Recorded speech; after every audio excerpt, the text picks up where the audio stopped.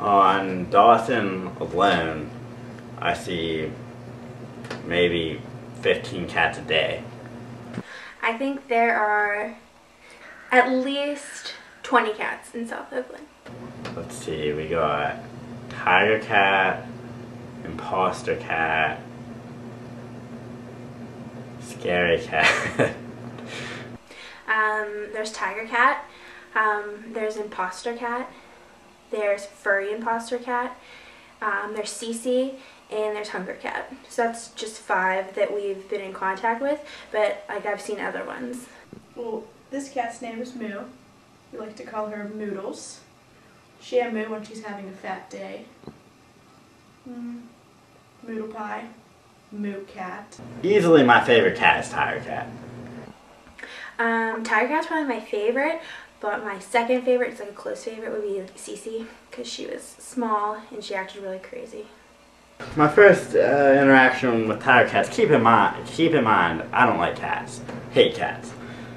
Tiger cat comes into the house and I'm like, what are you doing here? And then after a while I start to get used to tiger cat. She doesn't do what normal cats do. She doesn't just scratch and claw. She follows you around. She's very comforting. She purrs a lot, and yeah, she just likes to cuddle up in my chair a lot, and I appreciate it. I feel like I have a true friend in tiger cat. Moo here being a house cat, I think she's a little bit naive, so if she goes outside and sees a stray cat, she might go up and try to play with it, or maybe attack it, and then she'd probably just get slaughtered because she's not very worldly. I walked into the house and there were 2 stray cats sitting on the couch, and one was a little gray cat. She looked more like a kitten, and they called her Chinchilla Cat, and I renamed her Cece, short for Chinchilla Cat. And the other cat that was with her was Hunger Cat, and it looked like a more older cat. It was bigger and it was more lazy, but Chinchilla Cat was crazy. She was just like roaming around the house. She was very mischievous. She was jumping in the garbage, and then when we would try to take her away from the garbage, she'd shake really crazy. And one time, well, the stray cats are not allowed to sleep in the house, so when we left, we took the cats and put them on the chair on the porch. It was very sad because it was very cold out. They cuddled to keep each other warm, which was adorable. And when we woke in the morning, the cats were still there, and they were covered with crazy things like t-shirts and a piece of foam to keep them warm. Well, the recent series of events that are going on in tiger cat's life, let me just say, tiger cat's a bitch. Let's just start this off.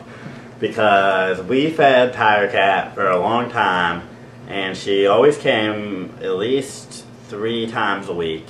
And then we went from New Year's to about the middle of February without seeing her, and we assumed she was dead.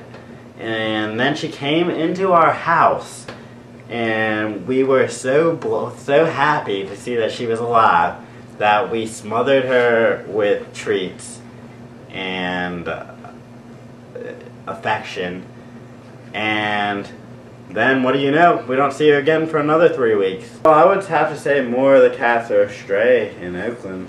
The stray cats probably breed down here, and they get fed by the college kids. I don't think there's that many cat ladies down here. Haven't ran into many. Someone has to let them in a house, or, you know what I think? I honestly think they just all meet together in an alley and cuddle with each other. The typical day with a street cat.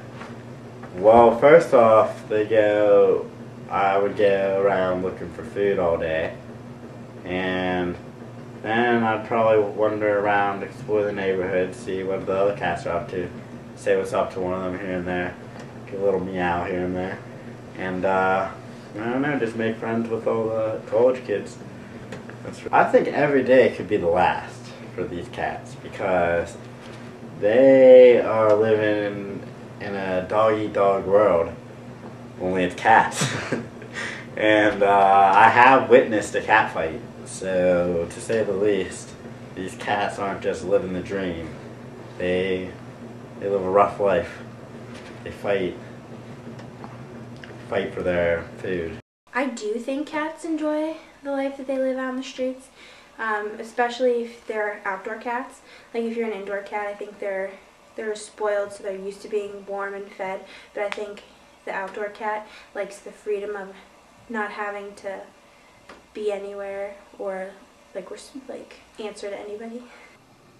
I think it's pretty safe to say that Moo here has a better life than a street cat. I do think it's a dangerous life for a street cat. It's actually pretty sad. I try not to think of it because I used to hate cats. But interacting with these cats, they're gentle little animals, and now I like cats. So the street cat has really shown me what cats are all about. I would say Moo's very sheltered just because every time I take her outside, she kind of just runs back for the door. And she enjoys sleeping in my bed a little too much. I think there's so many homeless cats because people are sickos and they just let their cats be outdoor cats and then forget about them. And she's also very picky about her food. She puts her nose up at it if she doesn't like it. I don't think she could eat the stuff that street cats eat.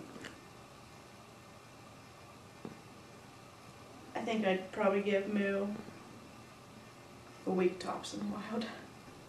Moo, however, has never really been in a cat fight.